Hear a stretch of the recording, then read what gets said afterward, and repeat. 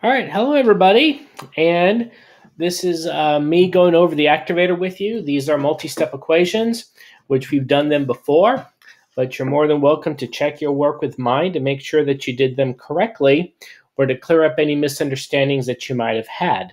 So if we start with the first one, it's 5m plus 34 equals a negative 2 times 1 minus 7m. All right, so since I see parentheses, I know that I need to distribute. And what you need to be mindful of is this is a negative 2, so you're going to distribute that negative as well everywhere as the 2 goes. So I have 5m plus 34. So negative 2 times 1 is negative 2. Negative 2 times a negative 7m results in a sign change. So that negative times a negative gives you a plus 14m. All right, so the next thing I do then is I move my variable to one side of the equation. So if I subtract 14m from both sides, that leaves me a negative 9m plus 34 equals a negative 2. Now I subtract 34 from both sides, and I have a negative 9m equals a negative 36. I divide both sides by a negative 9, and m is going to equal a positive 4.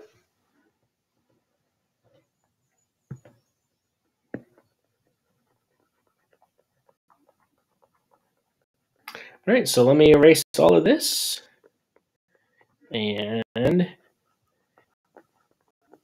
we'll go to the next one.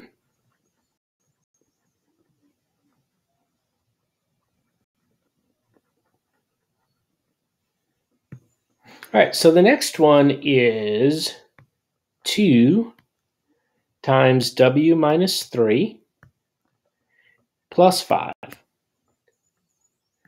equals 3 times w minus 1. All right, so since I see parentheses, I need to distribute on both sides of my equation. So 2 times w is going to be 2w. 2 times 3 is minus 6 plus 5. 3 times w is going to be 3w minus 3. Okay, so I distributed. Now, if I look at both sides of my equation, my right side is okay, but my left side, I still have these numbers here. So those are like terms, so I need to combine my like terms.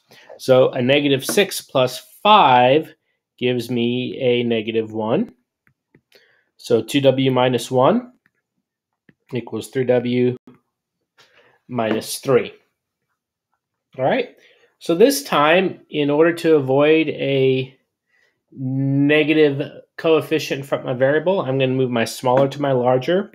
So I'm going to subtract 2w from both sides. And I'm left with negative 1 equals w minus 3. So I will add 3 to both sides.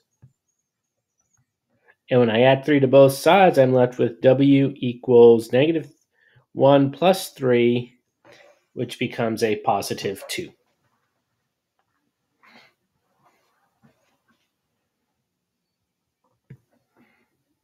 So let me erase this one.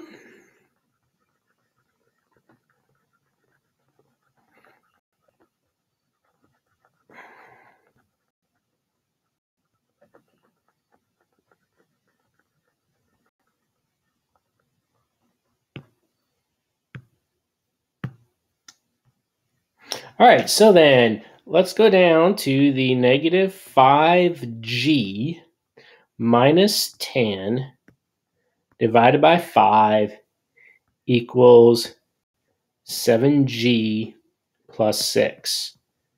Now remember, whenever I see something like this, I'm going to do cross multiplying. So if it helps you to visualize the cross multiplying, remember that you have the 1 in your denominator there. So when I cross multiply, that gives me 5 times 7g plus 6 equals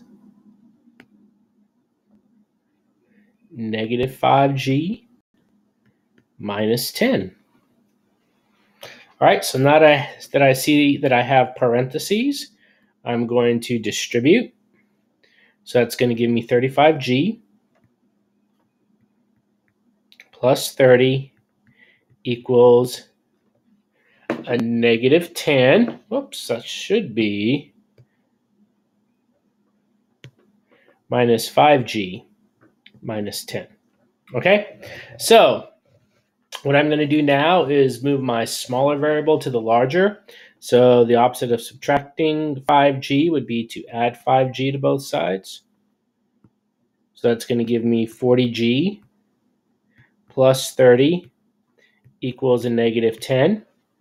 So now I subtract 30 from both sides so I can isolate my variable.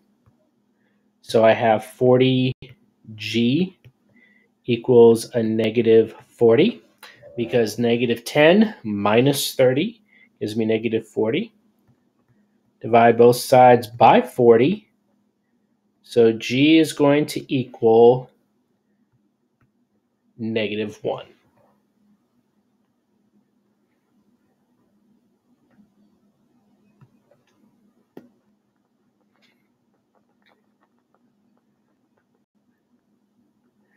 And then we'll do the last one. And for those of you who would like, I go through the first two problems on the hypotenuse day 2 assignment on my next video. So you're more than welcome to tune into that if you want to review those with me, or you're free to set on that assignment yourself. So for this one, I have 1 divided by y minus 3 equals 3 over or divided by y minus 5. All right, so again, like on my previous problem, I'm going to cross multiply. So when I do that, that gives me 3 times y minus 3 equals 1 times anything is itself. So that's just going to equal to y minus 5. So now I distribute. So I have 3y minus 9 equals y minus 5. Now to isolate my variable to one side of the equation, I move the smaller to the larger. So the opposite of a positive y is to subtract y. So I have 2y minus 9 equals a negative 5. Then I'm going to add 9 to both sides.